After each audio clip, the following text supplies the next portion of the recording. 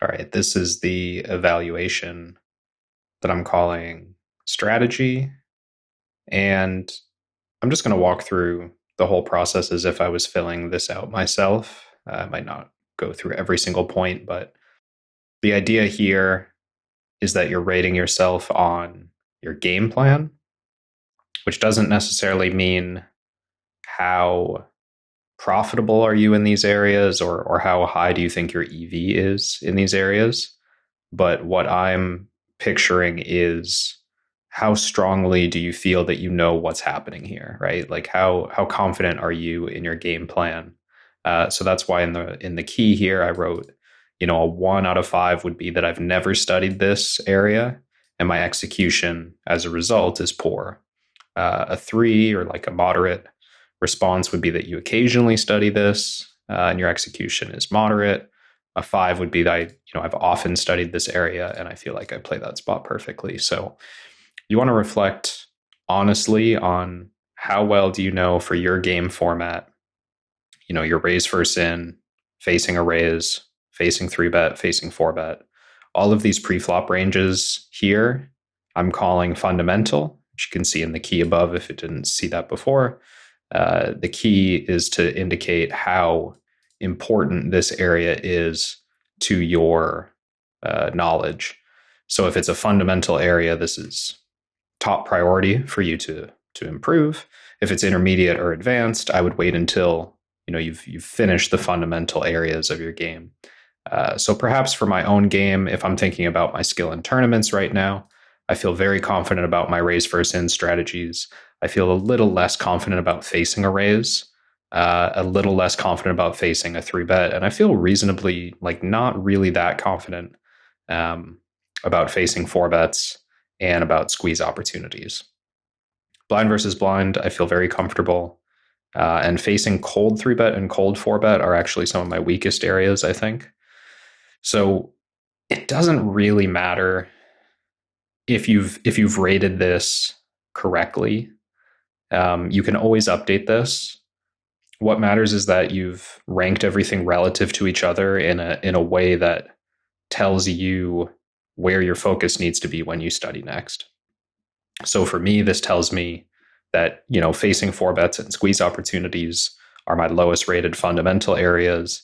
Facing cold 3-bets and 4-bets are my lowest rated overall, but they're intermediate. So this can be pushed to later. And I might even take a note, lower than 3 in any category. Why do you lack confidence? And this could be anything. I might just, in this situation, it's fairly basic. I would say that, exposure to pre-flop solutions in facing cold raises has been rare or infrequent. That's just an area I haven't studied very much. So that's a note to myself that I could study this area more. It's not that it's a complicated concept. It's not that my theory is lacking in this area. It's just that I haven't studied this material very much.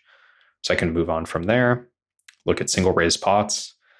So this is the same idea now, but looking at my confidence in game planning for bet sizes and ranges. So, frequency or range distribution, the whole thing. Just how confident do you feel playing this node in single raise pots?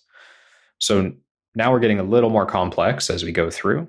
I would say that, flops, I'm feeling quite good, maybe not perfect, but I'm feeling quite good on flops. I think that turn c-betting is actually one of my strongest areas in single raise pots. And river, I'm also facing river c-bet, less confident than river c-betting probably. I will give myself a 4 here. Turn probe opportunity and river probe opportunity, these are areas I've actually studied a lot, and I feel pretty good about those. But delayed bets in position and facing delayed bets. So just to make sure we're on the same page with the language, and if you haven't watched the database review video yet, I'll get into some of the language of these different nodes in there as well. But just so everyone's on the same page, I'm sure you're familiar with c-betting. But turn probing, this is after the flop has gone check, check. You're facing a turn bet, usually from the big blind or someone in the blinds. But basically, it's the pre-flop caller probing on the turn. And River Probe is that same thing, but against a missed turn C bet. So if the flop went bet call and the turn went check check, now River Probe is when that caller bets the river. So these are somewhat commonly overlooked areas. A lot of heads up players or a lot of cash players who I've worked with are more familiar with this. But it's not the most common area to study deliberately. So I've marked it as intermediate. And then delayed bets. So this is, as the pre-flop raiser, especially in tournaments or in ring game cash, you're doing a lot of c betting. So studying an area where you've missed a c bet, to me, is not a very high priority for those players. Now, in heads up, this was more common. In heads up, we missed c bets all the time. But in a lot of games, you don't. So that's why I've marked this as advanced. It's not that it's complicated. It's not that there's anything super high level about this node.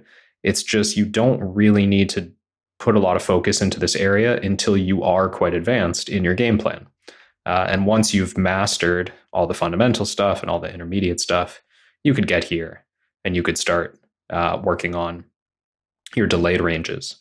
So I would say here, in tournaments specifically, I haven't given this too much study yet. I'm still fairly competent, I think, in these areas, but I'm going to give myself a 3. And since I haven't rated myself lower than 3 in any of those areas, I'm just going to move on. Now in 3-bet pots, I'm thinking about the same thing. I think 3-bet pots, my flop c-betting strategy is pretty good, but again, I'm trying to rank things in relative manners. It's probably a little bit worse than it is in single raise pots. I'm going to give myself a 3 in this area. And float betting. So this is, for the language, this is playing in position as the caller against a miss c-bet. So against a check, how confident do you feel playing your betting ranges against a missed c-bet from the player who 3-bet pre-flop? So this is an area that I've worked on a little bit, not so much, but I've worked on it a little bit, and I would rate it pretty similarly, I think, to the c-betting itself. Turn c-betting and facing c-bet, again, we're in 3-bet pots here, so this is different from the previous one. I think this is also a modest area for me. I feel pretty comfortable with execution, but my study has been limited in these areas.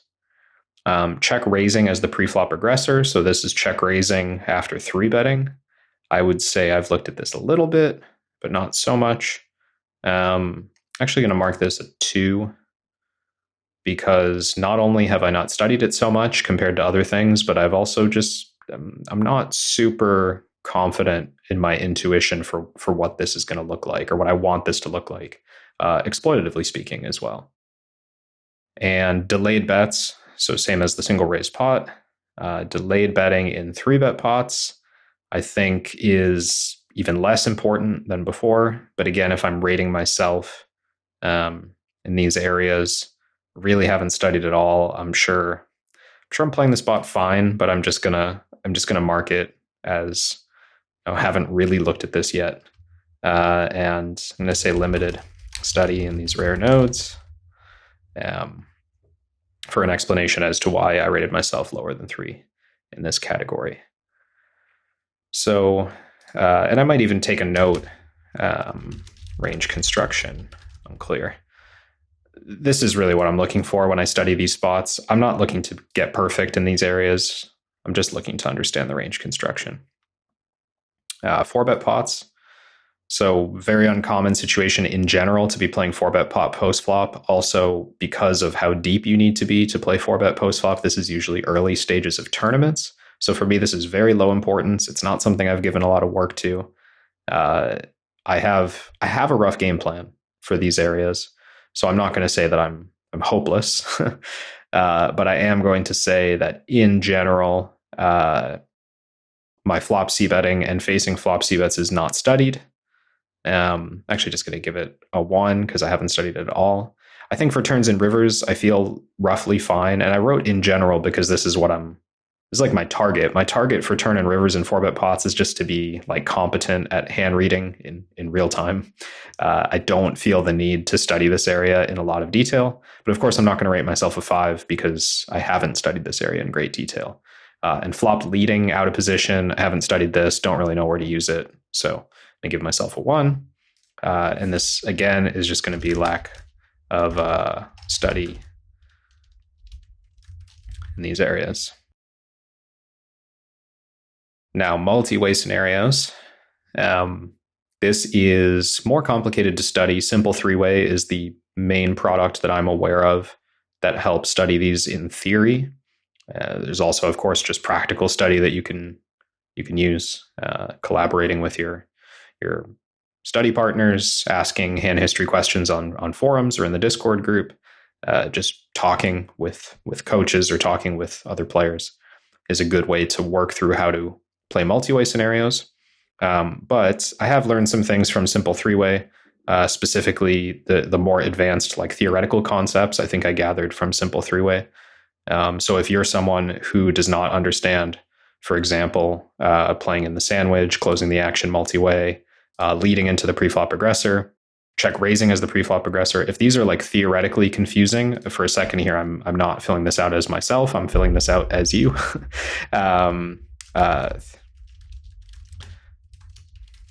Then you can mark these in that way and make note to yourself that the theoretical concepts of multi-way is unclear. This is going to line up with a different study method, which is why I wanted to point out this possibility. Is, for me, like the stuff that I rated myself poorly earlier was just I haven't looked at the sims enough. So I know what I need to do is I need to look at more sims in these areas, and now I've marked where to do it. That's great. But for multi-way, maybe for you, it's a theoretical concept that's confusing, or maybe that's even earlier stuff. Maybe that's delayed c-betting in single raise pots. Maybe the theory of that is confusing to you. So that's something where maybe you need to seek out content on a training site. Maybe you need to read theoretical information on this concept. Maybe you need to hire a coach to work with you on this concept. If that's the problem that's causing you to rate yourself poorly in these areas, that's going to line up with a different study method. So at the bottom of these sheets, I've pointed out what are the greatest strengths of your strategy right now and what are the greatest weaknesses. This is where you want to summarize your takeaways from the evaluation that you just did on your own game. And I think it's important to mark your strengths because that's going to help you formulate a game plan that you can feel good about when you're playing it, rather than only focusing on the weaknesses that you need to be studying.